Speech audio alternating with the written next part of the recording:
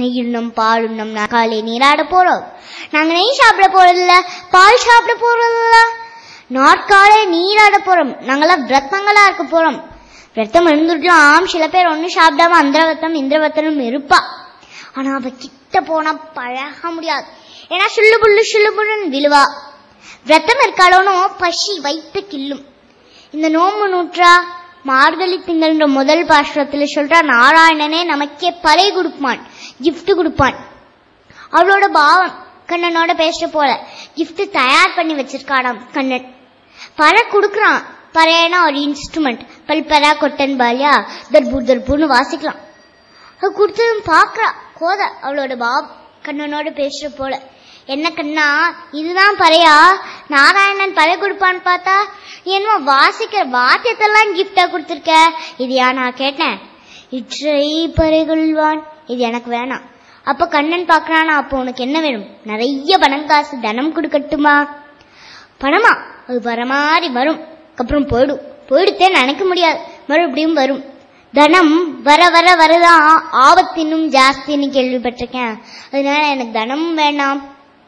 அப்ப அழகு கொடுக்கட்டுமா? தேவதா சுந்தரிகளா அழகுகளா ஆக்கிட்டுமா அவங்களையெல்லாம்? ஆண்டாலும் தன் தோழிகளும் கேட்கிறா. உடனே அவ சொல்றாளாம், அழகா அதுவும் பிஞ்சு போற வரதானே கண்ணா. இப்ப அழகா இருக்க போல தோணும், அப்புறம் 10 வருஷம் கழிச்சு நமக்கே நம்ம மூஞ்சிய பார்க்க பிடிக்காது. அதனால அவ சொல்றா, எனக்கு எதுவும் வேணாம் கண்ணா. அப்ப கண்ணன் பாக்குறான், கொத உனக்கு அழகும் வேணாம், பணமும் வேணாம், பதவியும் வேணாம், உனக்கு என்னதான் வேணும்? என்ன வேணும் சொல்லு, நான் கொடுக்குறேன். நான் என்ன வேணும் சொல்றேன், நீ கேளு.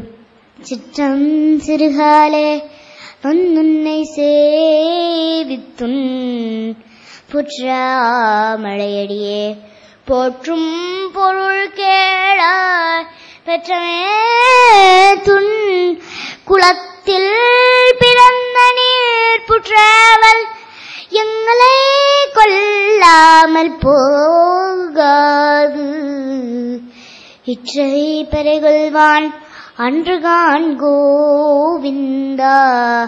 இற்றைக்கும் ஏழ் பிறவிக்கும் முன்னோடு முற்றோமேயாவோம்